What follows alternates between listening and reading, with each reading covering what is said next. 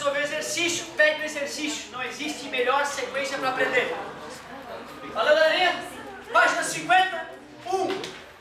O circuito mostrado na figura é composto de uma bateria, de uma lâmpada de resistência 18 ohms, um amperímetro e um voltímetro. O gráfico apresenta a diferença de potencial nos polos da bateria em função da corrente que fornece. Tem até nome esse gráfico, curva característica. A partir dessas informações, assinale as proporções verdadeiras. 01. A força retromotriz da bateria é 20 volts. Tu acredita, cara?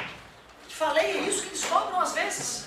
Às vezes, só conhecendo o básico, tu pelo menos consegue dar as caras na questão. Esse é do Cefet, tá aqui ainda. Eu fico com raiva, se quer.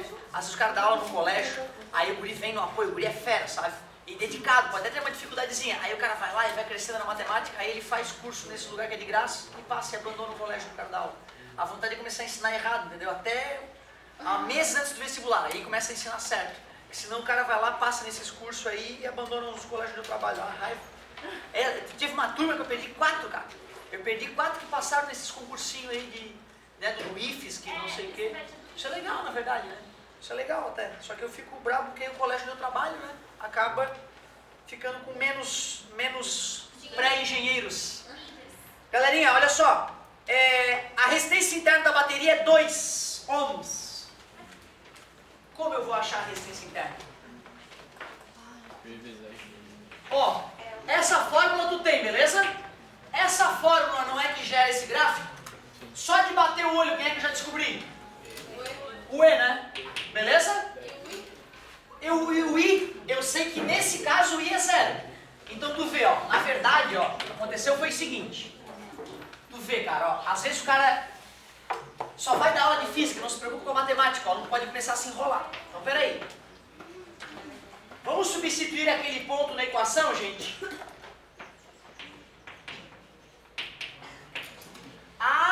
Substituindo o ponto 0,20, eu concluí que o E é 20.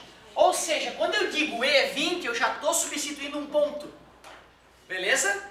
Se eu quiser conhecer agora o R, eu tenho que pegar outro ponto. Que ponto é aquele, meus amigos, do gráfico?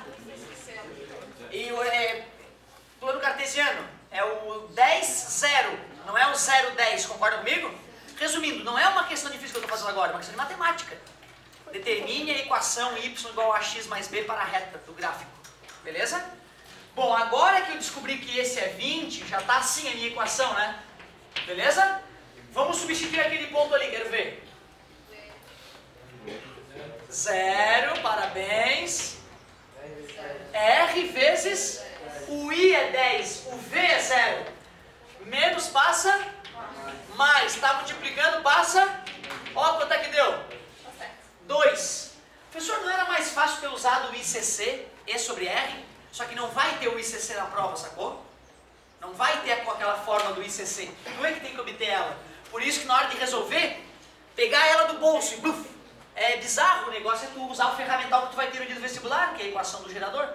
Tranquilo? Mas se eu já souber essa... Sim, não tem problema nenhum. Então olha só, o cara que é rato de apostila, que fica lá fazendo todas, ele, além de saber a física, ele já decorou algumas fórmulas que levam ele para a boca do gol.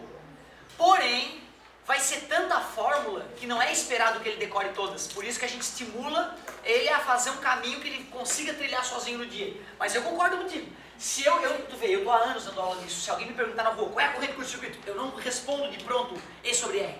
Eu preciso, calma, só um pouquinho. E sobre R. Eu ia demorar, porque eu precisaria na minha mente pegar a equação do gerador, igualar a zero, que é o caminho que eu fiz a minha vida toda. Mas tu vê, tem cara que é bom de cérebro, de cabeça, é fotográfico, ele bate o olho e ele lembra da fórmula. Esse cara, ele se abraça no I sobre R. Qual é o I? É 10.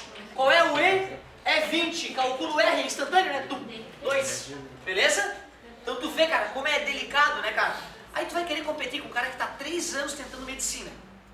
3 anos fazendo essas contas, querendo agilidade. Com um cara que é a primeira vez que aprendeu, faz 3 meses que está brincando com isso. O cara está 3 anos brincando com isso. Tá entendendo? É por isso que às vezes medicina demora 1, 2 anos para pegar o ritmo do cara que já é rápido de vestibular, cara. Eu falo sempre para vocês, não é mentira, eu passo trabalho para fechar a prova de física e matemática todo ano. Eu passo trabalho, eu tenho que dar um gás, eu tenho que usar tudo que eu tenho, certo? E às vezes ainda falta um itemzinho, eu fico puto, certo? Te falei, né, o ano que eu fui arriscar para gabaritar, e teve a do salto alto lá, que eu fiquei puto e errei a questão. Aí em vez de ir com 9.9, que eu vou todo ano, foi para 9.3. Por causa de um item, cara. Filhos da mãe, não passei medicina. Ano que vem eu vou passar medicina. Ô galerinha, olha só, 0,4. A corrente no curto elétrico é 1 ampere. A corrente no curto, em curto animal. A corrente no circuito elétrico é de 1 ampere. Como é que eu vou calcular a corrente no circuito elétrico? Pode ser, vamos fazer assim, ó, vamos usar a fórmula clássica da pitadinha de bom senso. Qual é a DDP no circuito mesmo? 20. Quais são os resistores? 18 ohms, não foi o que o enunciado falou? E 2. Então em série ou em paralelo? Em série, 2 com 18, 20. Passa dividindo, quanto é que deu I? 1 ampere, foi o que o amigo disse? Tu vê, ó, eu só ia conseguir se eu tivesse achado o Rzinho. 0,8. A diferença de potencial VAB 18. O que está representando o A e o B? Os polos, parabéns garoto, os polos do gerador. Como é que eu determino a DDP nos polos de um gerador? V igual a E menos R vezes I. Esse V não é a DDP dos polos que nós revisamos agora? Qual é a força eletromotriz? 20. Qual é a resistência interna? 2. Qual é a corrente?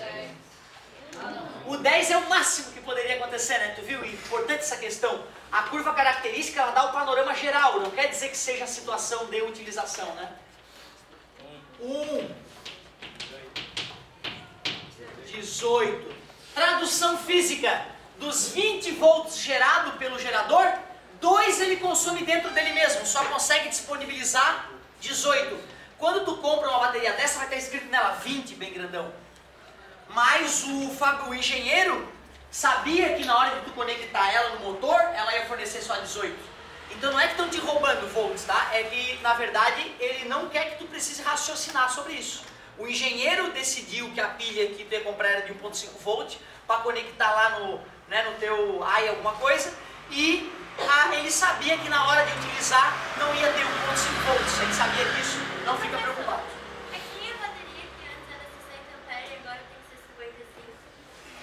Olha, interessante a pergunta da colega. Os fabricantes, eles começam a ver, caramba, a bateria de 60 amperes, ela funciona bem na maioria dos carros.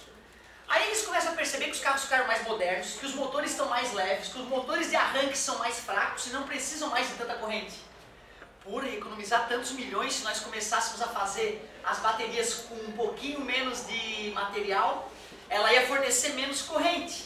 Mas os motores estão tão bons de pegar e está tudo tão moderno, então tu pode criar um novo padrão na indústria. Os fabricantes de bateria fazem um congresso, se reúnem e falam, galera, ó, não vamos nem baixar o preço das baterias, vamos manter o preço. Mas aí a gente ganha uma gordurinha a mais aí para lucrar um pouco. Então volta e meia acontece isso. Então às vezes sai do mercado uma linha de bateria que tinha uma amperagem específica que a galera não usa mais porque o fabricante mudou o motorzinho elétrico. Pode acontecer sim, certo? Resumindo, as mudanças industriais geralmente é visando lucro. E é por isso então que dá a sensação, às vezes, porra, agora os carros novos quebram muito mais que os carros antigos. É porque hoje a engenharia está tão avançada que tu pode ir diminuindo o tamanho do parafuso bem próximo de quebrar. Antigamente o cara não tinha segurança, tô com medo de quebrar, então vou fazer um parafuso mais grosso e... Hoje não, hoje a gente fabrica milhões de carros, sempre economizo num parafuso. Eu posso, depois de milhões de carros fabricados, estar economizando centenas de milhares de dólares. É bizarro, né, cara? Então é daí que vem essa... Cuidado, já vê as embalagens, acontece isso com embalagem de qualquer produto, né, cara? A nova embalagem com 30% a menos. Por que isso? Porque o concorrente tem um preço um pouco mais acessível. E aí, para tu poder concorrer com um cara, botar ali no supermercado, na gôndola, produtos parecidos com preços equivalentes, o fabricante tem que ir fazer um chuncho ali, dar uma diminuída na embalagem, e por lei ele tem que avisar. Porque se eu compro 200 gramas a minha vida toda, de repente foi para 190 gramas, e não me avisam, eu vou começar a comprar gato por lebre, né? Certo? Então a lei tenta nos proteger dessas artimanhas industriais aí para lucrar.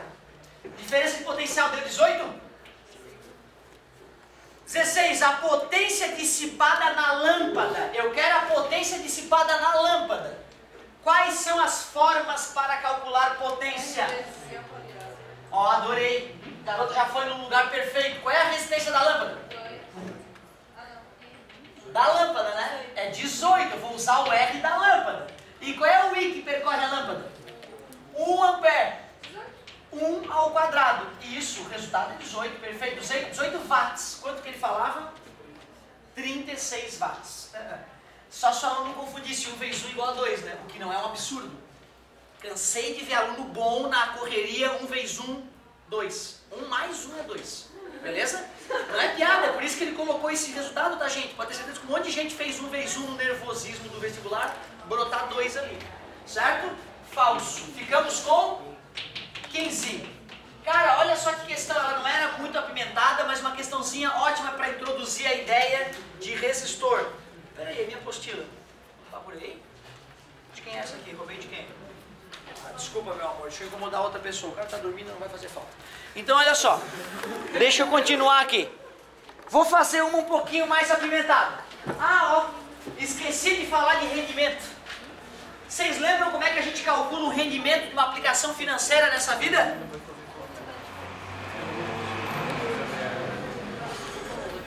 É lucro sobre investimento. Não vem ficar, não adianta ficar, eu ganhei R$1.000. Tá, tu ganhou R$1.000 fazendo o quê? Eu gastei 3.000. Né? O meu primo, ele fazia isso, meu primo. Ele ia lá em Jaraguá, comprava umas coisas no camelódromo por 5, 4 pila e vendia para os outros primos por R$1, R$2 e achava o máximo.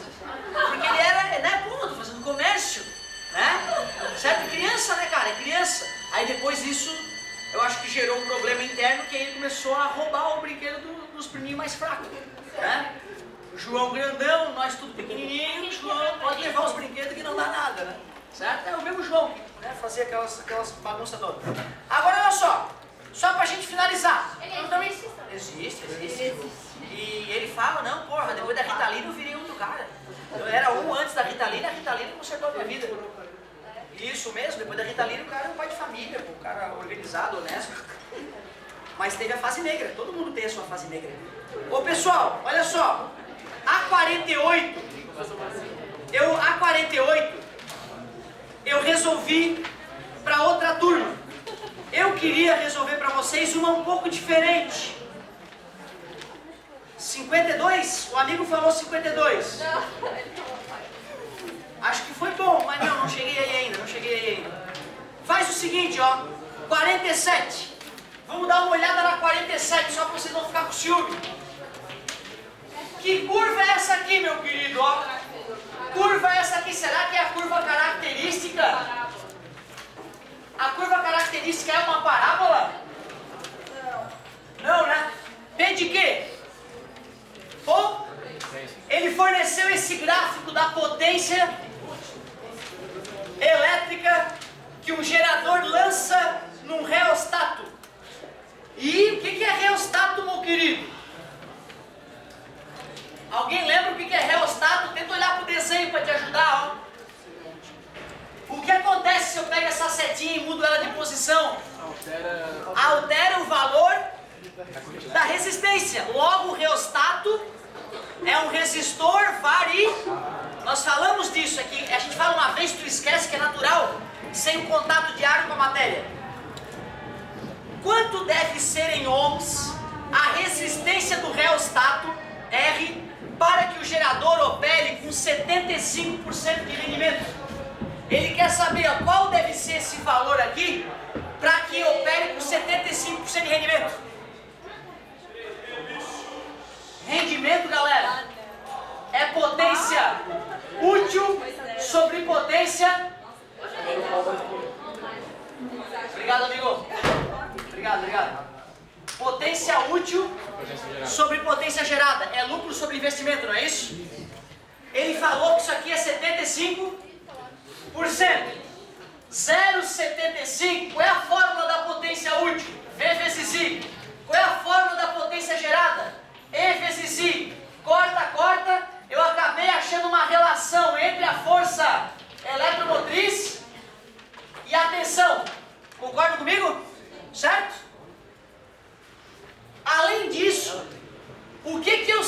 sobre essa região aqui, galerinha, ó. O gráfico, ele é assim, ó. Quem é esse cara aqui, tu sabe? 3, parabéns.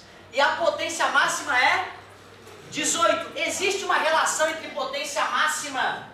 Existe uma relação entre potência máxima e corrente? Existe uma relação? Qual é a relação entre a potência máxima e a resistência? Não foi essa aí? Quanto é que é a potência máxima?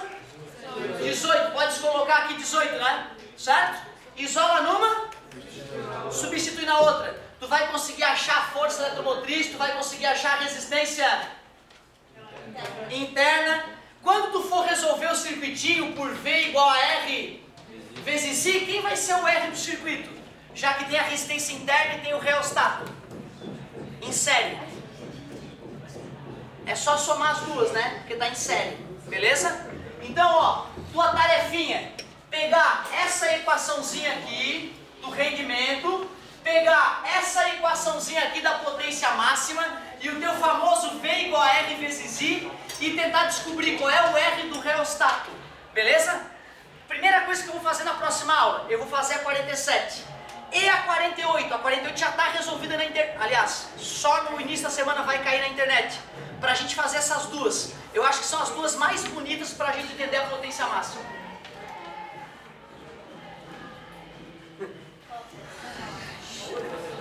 Vamos usar todo esse ódio para a gincana.